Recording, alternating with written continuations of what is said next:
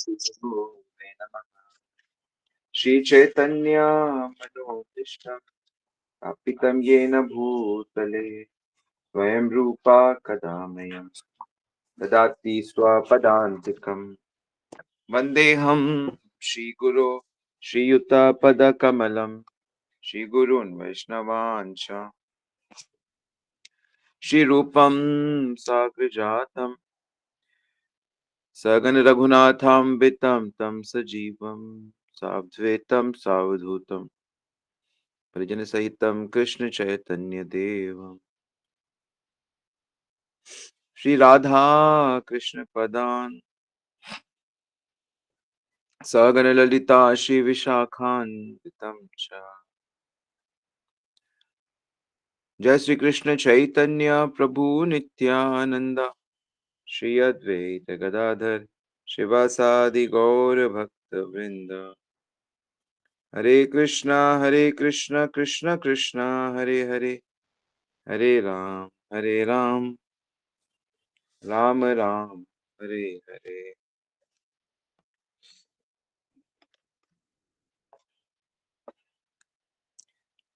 हरे कृष्णा, सभी का बहुत बहुत स्वागत है नित्य शबन की कथा में।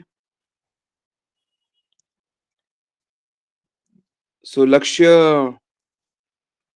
है कि हमें एक बहुत ही शुद्ध मन की आवश्यकता है। निर्मल मति, निर्मल मति से मोहि पावा, मोहि छल कपट छिद्र न भावा। भगवान को शुद्ध मन पसंद है और वास्तविकता में आध्यात्मिकता का मतलब बड़ा मंदिर बनाना नहीं होता है। आध्यात्मिकता का मतलब भंडारा करना नहीं होता है।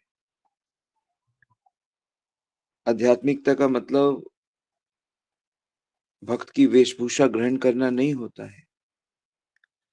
ये सब चीजें हेल्प करती हैं जरूर, लेकिन आध्यात्मिकता का, भक्ति का वास्तविक मतलब होता है मन में भगवान के प्रति और भगवान की हर चीज के प्रति सम्मान और लगाव और प्रेम होना। निर्मल मति सोई मोहि पावा। तो उसकी प्राप्ति कैसे होगी, यही हमारी चेष्टा है। और उसमें से एक अंग ये है कि हमको नित्य रेगुलर भगवान के विषय में सुनना है। सुनने से हमारा मन उसमें जाएगा, मन जाएगा तो लगाव होगा, लगाव होगा तो प्रेम उत्पन्न होगा।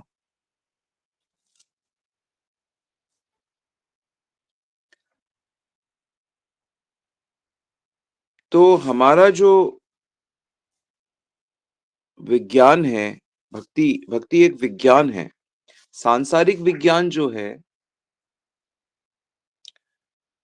वो ये जानना चाहता है कि चीजें कहाँ से शुरू हुई, कैसे शुरू हुई।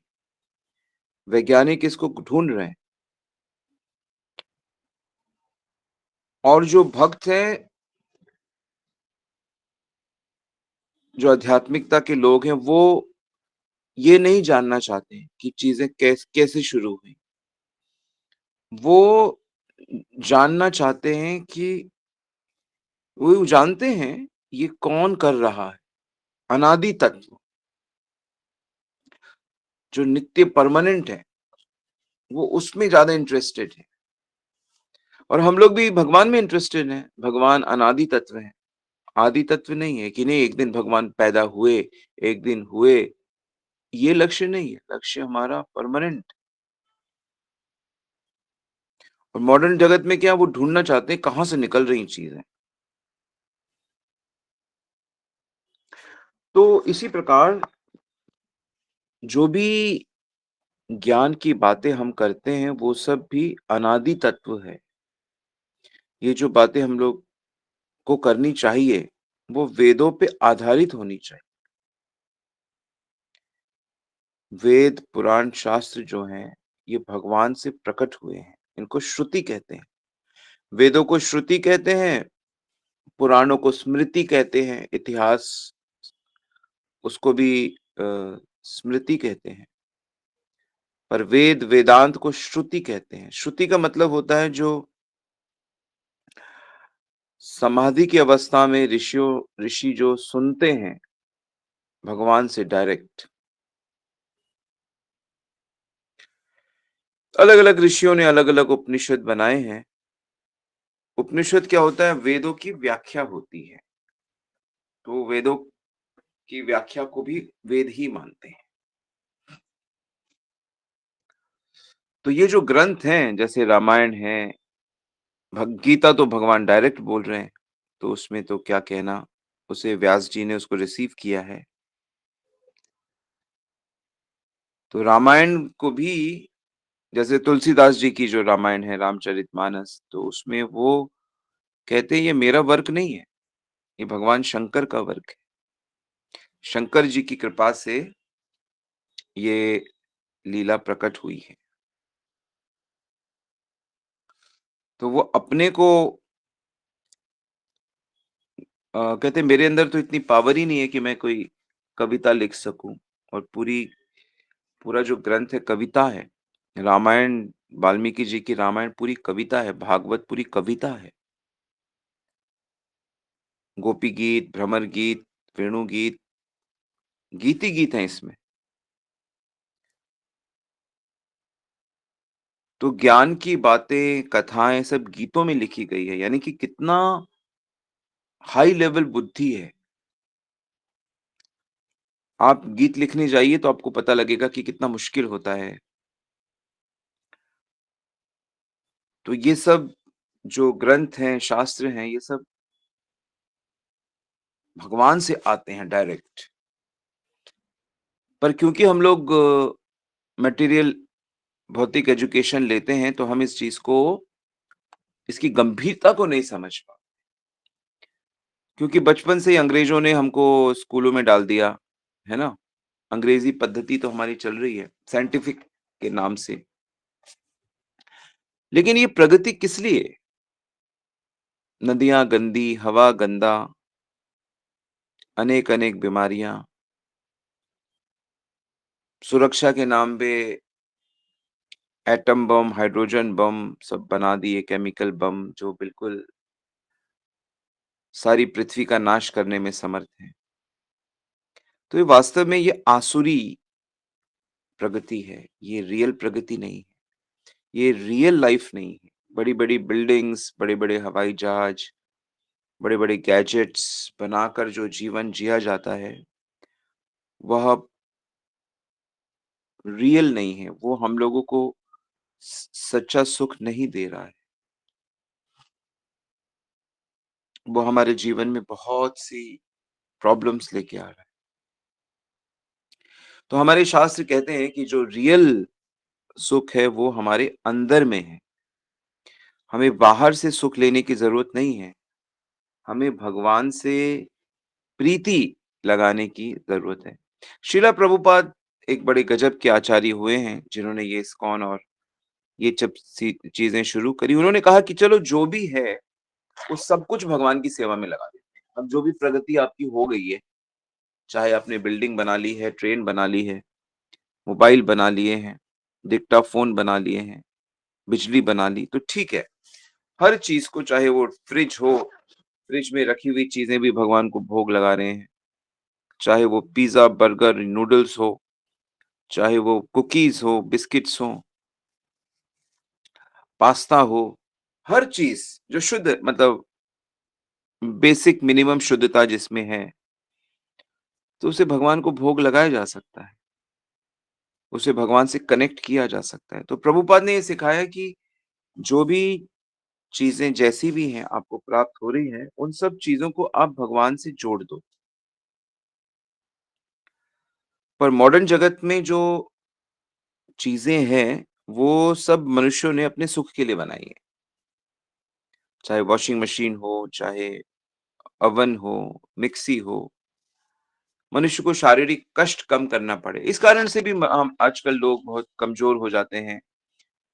उनके शरीर में बीमारियों से लड़ने की उतनी शक्ति नहीं होती, उतने विटामिन्स और इतने मिनरल्स नहीं होते।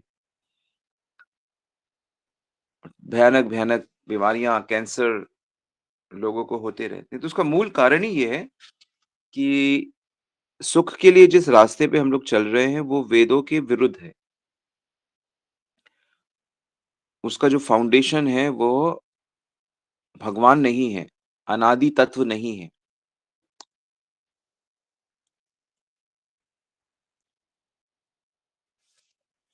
तो कोई कहेगा कि नहीं हमने तो जैसे बड़े-बड़े जो अ, दार्शनिक हैं या एजुकेशनिस्ट हैं, ऐसा नहीं कि उन लोगों ने शास्त्र नहीं पढ़े हैं या नहीं पढ़ते हैं।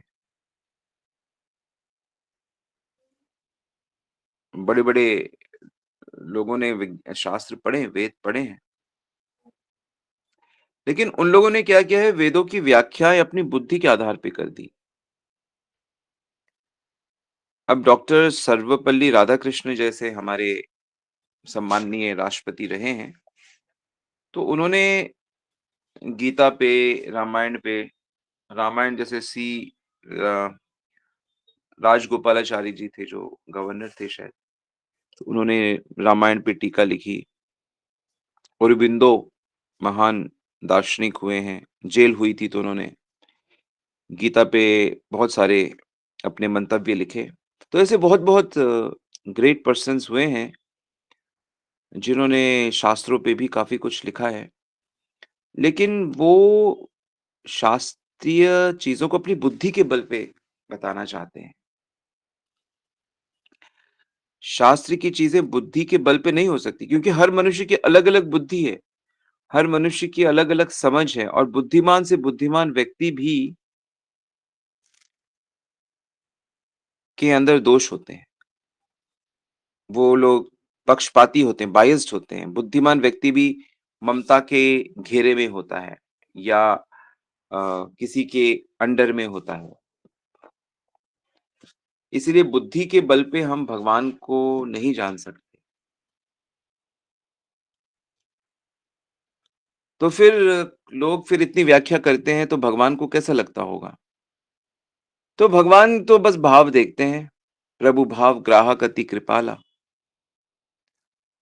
सप्रेम सुनि सुख अ, सुख मानते हैं वो तो भगवान तो भाव देखते हैं कि अच्छा चलो मेरे बारे में जानने की कोशिश कर रहा है, मेरे बारे में व्याख्या करने की कोशिश कर रहा है। हो सकता है वो पूरी-पूरी सही ना भी हो और ऐसा ही है। ज़्यादातर जो वेदों की भी व्याख्या करते हैं, बड़े-बड़े इंटेलेक्चुअल्स हुए हैं, वो व्याख्या सही नहीं है उनकी।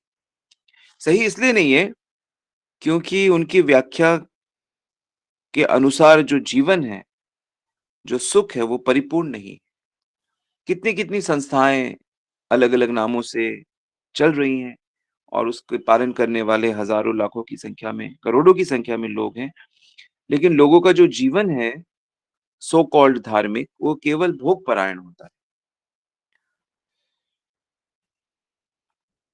ज़रा-सी बात पे लोग लड़ाई करते हैं और लड़ाई करना तो चलो बहुत बड़ी बात है, लोग बहुत परेशान हैं। अंदर से सब लोग व्यथित हैं। धर्म, नियम बोझ लगते हैं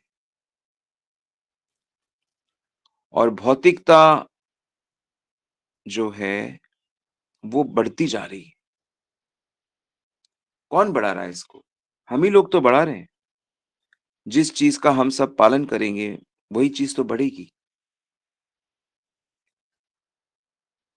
तो इसलिए भगवान ज़्यादा हस्तक्षेप नहीं करते हैं, लेकिन भगवान ऐसे भी नहीं है कि सच्चा रास्ता बंद कर दें। जभी भी सच्चा रास्ता बंद होने जाता है, तो भगवान अवतार लेके आ जाते हैं।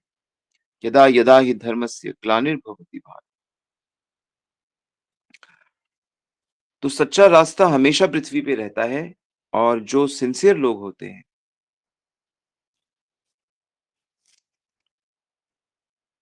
जो भगवान को वाक़ई जानना चाहते हैं, उनके लिए उनको भगवान ऐसे लोगों से मिला देते हैं या ऐसे संस्थाओं से या ऐसी चीज़ों से मिला देते हैं, जहाँ से वो भगवान को सच्चे तरीके से जान सकें। तो ये सवाल का हम डिस्कशन कर रहे हैं कि फिर भगवान सबको अलाउ क्यों करते हैं? तो मूल बात ये है कि भगवान सबके एफर्ट को पसंद करते हैं। चलो कोशिश कर रहा है, चलो कुछ तो कर रहा है। ये तो जिज्ञासुओं के ऊपर होता है कि वो वाक़ई भगवान को ठीक से खोजते हैं या नहीं। और भगवान ने तो साफ-साफ गीता कह दी है, अगर कोई व्यक्ति ऐसा सोचे कि नहीं मैं गीता का पालन करूँगा, तो वो भगवान को पा लेगा। तास्याहम सुलभः पार्थ। अर्जुन भगवान से कहते हैं अर्जुन से कि ऐसे व्यक्तियों के लिए मैं बहुत सुलभ हूँ। किसके लिए? जो अनन्य भाव से मुझ में मन लगाता है, मेरी आज्ञा का पालन करता है।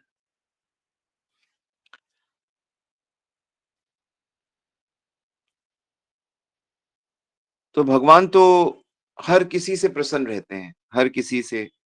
मतलब अगर आप भगवान से मिलोगे, तो भगवान हैप्पी मिलेंगे आपको। जैसे जब भगवान राम चित्रकूट गए थे, अयोध्या से जब वो पहुँचे और स्थान बना दिया लक्ष्मण ने और गाँव के किरात आदि जो भील थे, उन लोगों ने मिलके बड़ी सुंदर, बहुत सुंदर झोपड़ी बनाई और कई कमरे थे उसमें, ऐसा नहीं कि बस एक ही कमरा है। किचन भी थी, ड्राइंग रूम भी था। बड़ा बनाया, भगवान का है भाई।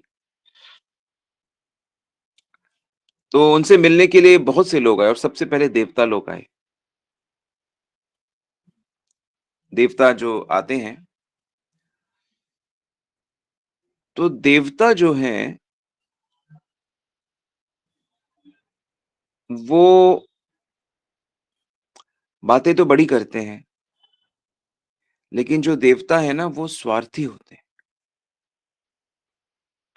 पुण्य किए हैं, देवलोक में रहते हैं, लेकिन वो अपना हमेशा हमेशा अपना स्वार्थ देखते हैं पहले, अपना भौतिक फ़ायदा।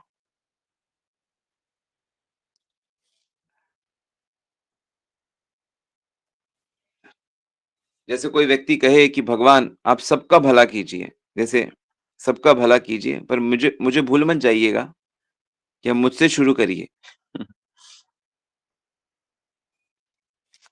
तो देवताओं की जो दृष्टि है, वो कोई अच्छी दृष्टि नहीं है, वो अपना स्वार्थ चाहते हैं। भक्त की दृष्टि बहुत परफेक्ट होती है। भक्त सदा दूसरों का कल्याण चाहता है। हमें भक्त की चेतना में आना है। तो देवताओं ने कहा कि प्रभु हम आपका कुटिया बना देते हैं। उन्होंने तो बना दिया है। अगर आप चित्रकूट जाओगे, तो गुफा के अंदर बहुत सुंदर कार्विंग करके रखी है। बहुत सुंदर, और वो कहते हैं विश्वकर्मा के द्वारा देवताओं ने उसको भगवान राम के रहने के लिए बनाया। पर भगवान राम उसमें नहीं रहे और उसमें उनकी हेल्प, वहाँ पे पानी का स्रोत, मंदाकिनी का स्रोत बना दिया गुफा के अंदर। तो पानी भरता रहता है ताकि जल भी वहाँ मिल जाए और ठंडक रहती है। तो आज भी आप जाके उसके दर्शन कर सकते हो। जो भक्त हमारे साथ चित्रकूट गए थे, पिछले साल तो उन्होंने किए होंगे। बहुत रमणीय, कमनीय स्थान है।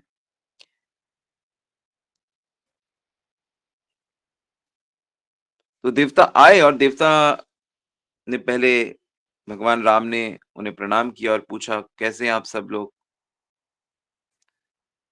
और देवताओं ने बड़ी स्तुति करी और स्तुति करने के बाद कहते हैं, "हम बड़े संकट में, स्वर्ग में रहते हैं और क्या कहते हैं, हम संकट में हैं।" स्वर्ग के देवता भी दुखी हैं। किससे दुखी थे? वो तो ख़ैर रावण से दुखी थे। मनचाही चीज़ें नहीं कर पा रहे थे, भोग उनके बहुत से भोग नहीं कर पा रहे थे।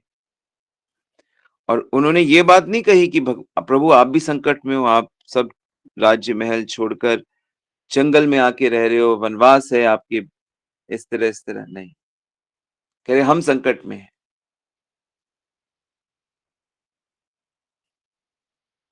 पर भगवान उनसे कुछ नहीं कहते हैं, भगवान आश्वासन देते हैं और जिससे वो प्रसन्न हो जाते हैं कि घबराओ नहीं, मैं शीघ्र ही नाश कर दूँगा। रावण का। अभी तो सीता जी का किडनैप भी नहीं हुआ था। ये तो बहुत पहले की बात है। तो भगवान का तो प्लान ही ये था कि कैसे करके उधर जाएँ और लीला को संपन्न करें। तो स्वार्थी व्यक्ति भी भगवान के आगे जाएगा, तो भगवान उससे बहुत अच्छे से बात करते हैं और उसके ही फ़ायदे की बात करते हैं। ये बड़ी अजीब-सी बात है कि भगवान लोगों की बुद्धि चेंज नहीं करते, जब तक वो शरणागत ना हो।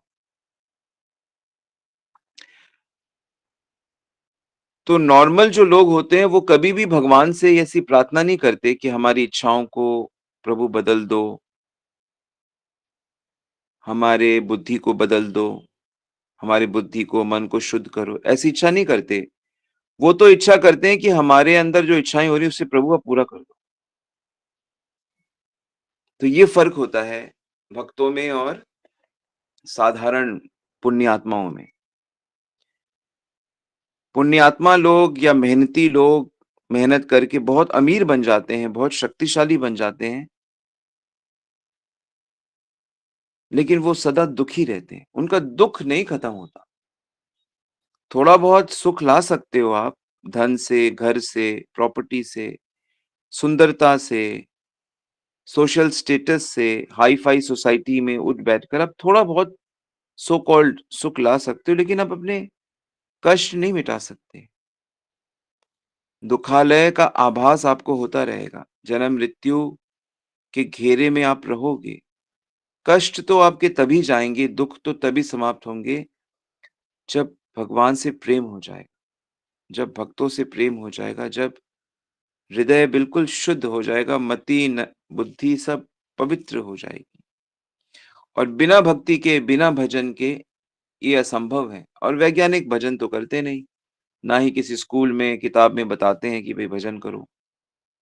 वो तो कहते हैं ये सब भावुक लोगों का है, ये तो बस कमज़ोर लोगों का है।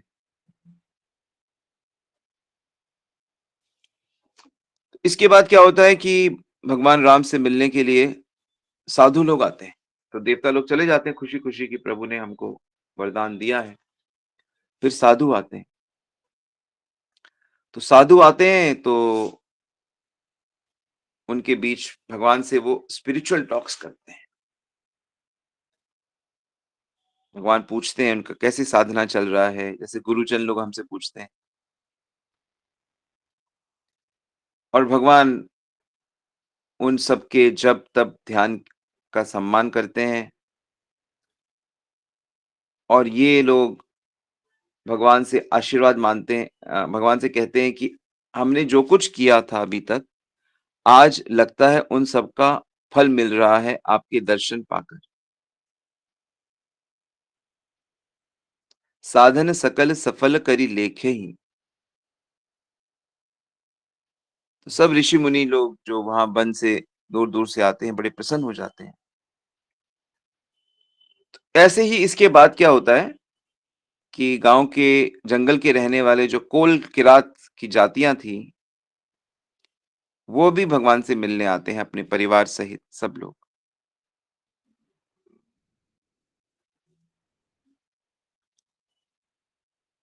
तो देवता लोग तो आके अपना दुःख सुनाते हैं, साधु लोग, मुनि लोग आकर आध्यात्मिक जीवन की चरम उपलब्धि की बारे में बात करते हैं, लेकिन जो कोल किरात होते हैं, वो कोई ऐसी बातें नहीं करते।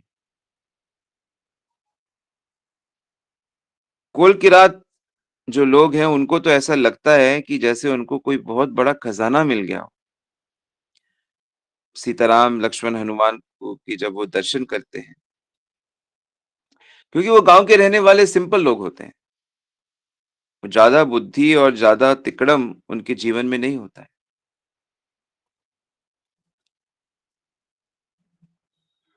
और कितने लोग तो राम जी के साथ वहाँ आते हैं, अयोध्या के भी लोग चल-चल के आते हैं, भगवान फिर उनको वापस भेज देते हैं।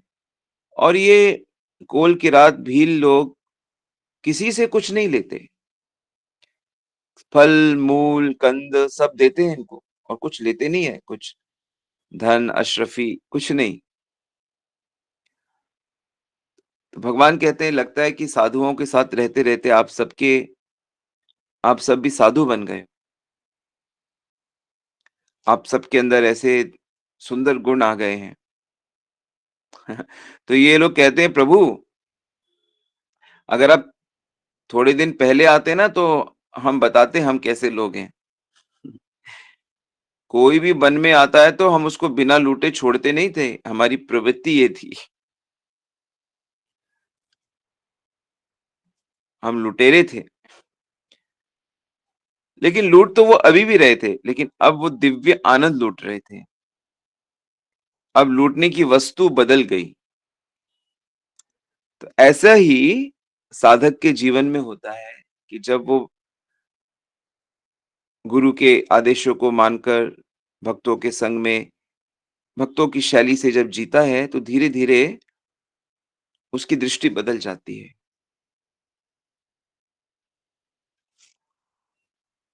वो फिर प्रेम की भाषा बोलने लगता है।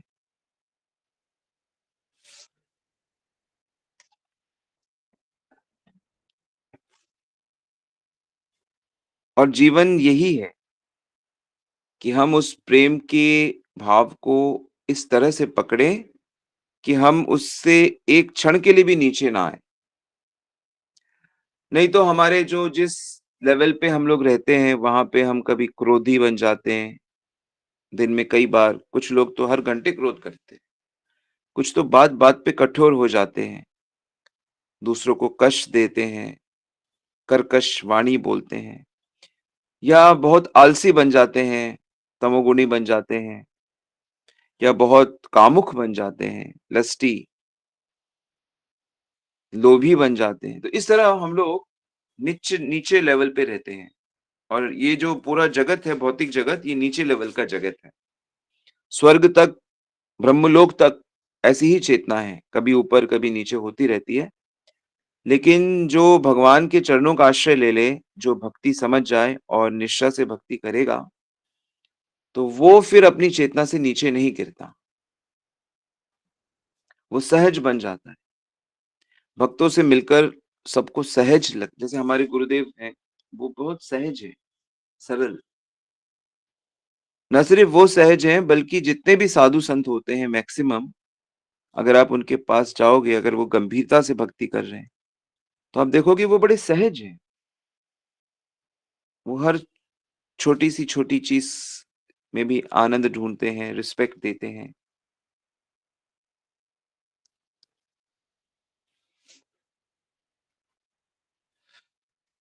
तो भगवान तो बच्चे के साथ बच्चे बन जाते हैं, विद्वानों के साथ विद्वान बन जाते हैं, माताओं के साथ बालक बन जाते हैं, प्रेयसियों के साथ प्रेमी बन जाते हैं।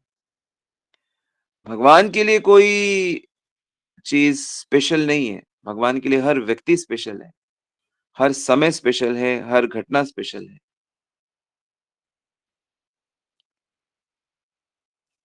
भगवान दिव्य भूमि में रहते हैं।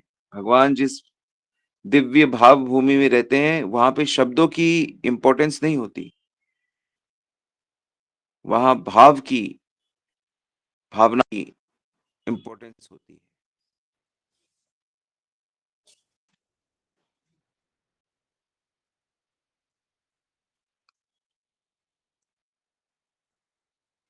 तो इसलिए निश्चिंत होके भगवत साधना करनी चाहिए और ये साधना कैसी हो? परंपरा से हो, वेदों पे आधारित हो। और हम भाग्यशाली हैं कि जो हम हरे कृष्ण मंत्र जपते हैं या जो भी ज्ञान गीता का हम लोग को प्राप्त हो रहा है, ये परंपरा से है, वेदों से है। ऐसे ही किसी साधु ने या किसी ने नहीं बाँट दिया है। बिल्कुल ऑथेंटिक है। अभी आजकल क्या है कि आध्यात्मिक जो बहुत सारी चीज़ें चल रही हैं, वो ऑथेंटिक नहीं है। और अगर आप कहोगे किसी को कि भाई ये ऑथेंटिक नहीं है, तो वो नाराज़ हो जाएँगे। कलयुग में जो मनुष्य है, वह एक भी बात अपने विरुद्ध नहीं सुनना चाहता। चाहे गुरु बोले, चाहे कोई महात्मा बोले, वो अपने विरुद्ध नहीं सुनना चाहता। बहुत शॉर्ट टेम्पर्ड हो गए हैं लोग। मैं अपने सर्कल में भी देखता हूँ कि लोग को कुछ कहा जाए तो वो बहुत दुखी हो जाते हैं, विद्रोह करने लगते हैं। तो इससे पता लगता है कि वो आध्यात्मिकता को समझ नहीं पा रहे। इसीलिए मैं आप सबसे कहता हूँ कि आप लोग कृपया लिखा करो और लिखने के बाद आप उसको घर पे उसको बार-बार पढ़ो और उसपे बुद्धि लगाओ और फिर निर्णय लो कि मुझे अब क्या करना है और फिर थोड़ा-थोड़ा पालन करो। चाहे सहन करने वाली चीज़ है या शांत रहने वाला गुण है। वाणी से हमेशा कुछ भी मत बोल दो। बोलने का मौका आया कि हमको भी पता है, बस बोल दो। अब ज़रा चुप रहना सीखो। वाचो वेगम। अगर अच्छा शिष्य बनना है या गुरु बनना है, तो अच्छा शिष्य नहीं बनोगे तो गुरु बन ही नहीं सकते, दिखावटी बनोगे। लेकिन सच्चा गुरु बनना है तो वाचो वेगम, मनसा क्रोध वेगम, जिह्वा वेगम, ये सब नियंत्रण में होना चाहिए।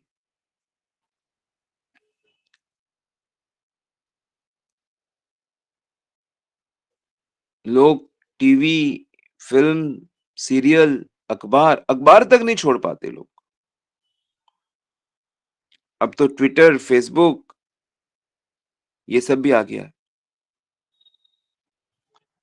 इसलिए परंपरा से जो ज्ञान प्राप्त होता है, वही असली होता है। एवं परंपरा प्राप्ति इमं राजर्षयो विदु। भगवान कहते हैं कि ये ज्ञान मैं परंपरा से देता हूँ। भगवान खुद भी इसको परंपरा से लेते हैं। तो जब हम फिर इसको सही ज्ञान को लेते हैं, तो फिर हमारी बुद्धि सही होती है। जड़ बुद्धि सही हो जाती है। भगवान उसको पवित्र कर देते हैं। इसलिए ध्यान से शास्त्रों को पढ़ो, सुनो और जो काम की चीज़ें हैं, आप लोग तो समझते हो कौन-कौन सी चीज़ें काम की हैं, भक्ति के जो नियम वगैरह बड़े काम के हैं, उसका पालन करो और भक्ति से दूर ले जाने वाली जो चीज़ें हैं, सावधानी से उनको रोको और प्रयास करो। एक बार में नहीं होगा, कई बार आपको प्रयास करना होगा, कई बार आप गिरोगे, लेकिन आप फिर खड़े होना है आपको और फिर धीरे-धीरे मन भगवान में लग जाएगा और बेड़ा पार। मन लगने पे फिर आपके सारे प्रश्न खत्म हो जाएँगे। आप विश्वास करिए, एक भी प्रश्न नहीं होगा आपका, क्योंकि आप सदा इतना आनंदित रहोगे कृष्ण प्रेम में। हरे कृष्णा, श्रील प्रभुपाद की जय, गुरु महाराज की जय। आई होप मेन मैसेज समझ में आया सबको।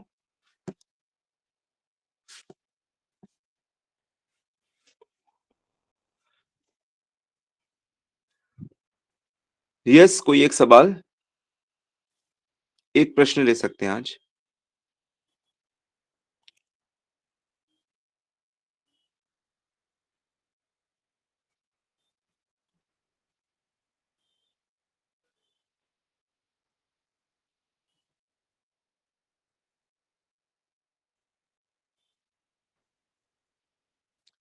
अन्यथा हम लोग यहीं रुकते हैं फिर। धन्यवाद। वाञ्छाकल्पितरूपिश्च कृपा सिन्धुभ्येव च पतितनां पावनेभ्यो वैष्णवेभ्यो नमः।